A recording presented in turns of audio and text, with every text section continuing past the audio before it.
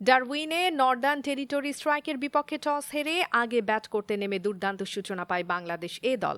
Opener Naim Sheikh ও জিশান আলমের আক্রমণাত্মক ব্যাটিংয়ে পাওয়ার প্লেতেই দলীয় অর্ধশতক স্পর্শ করে তারা। ১১ বলে ২৫ রান করে নাইম ফিরলেও ৫৫ রানের উদ্বোধনী জুটি দলকে এগিয়ে দেয়। তবে মিডল অর্ডারের ব্যর্থতায় গতি হারায় ইনিংস। ৩-এ নেমে সাইফ হাসান ১০ বলে মাত্র ৩ রান করে ফেরেন।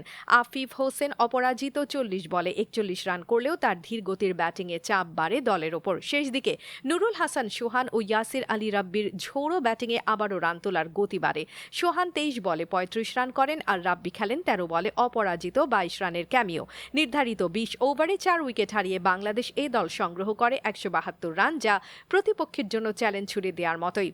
এবার ফুটবলের খবর। দীর্ঘ ২২ মাস পর আবারও ব্রাজিল জাতীয় দলে ফিরছেন তারকা ফরোয়ার্ড নেইমার।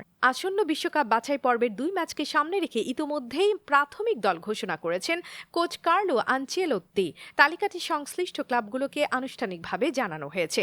তবে চমক হিসেবে দলে নেই রিয়াল মাদ্রিদের তারকা ভিনিসিউস জুনিয়র। গত জুনে প্যারাগুয়ের বিপক্ষে ম্যাচে দ্বিতীয় হলুদ কার্ড পাওয়ার চিলির বিপক্ষে নিষিদ্ধ ছিলেন তিনি। ২০২৬ বিশ্বকাপের মূল পর্বে আগেই জায়গা নিশ্চিত হওয়ায় শুধুমাত্র বলিভিয়ার বিপক্ষে ম্যাচের জন্য তাকে না ডাকার সিদ্ধান্ত নিয়েছেন আনচেলোত্তি। ফলে এই উইন্ডোতে বিশ্রামে থাকছেন ভিনিসিউস। নেইমারের প্রত্যাবর্তনকে ঘিরে ব্রাজিল শিবিরে নতুন উদ্দীপনা তৈরি হয়েছে।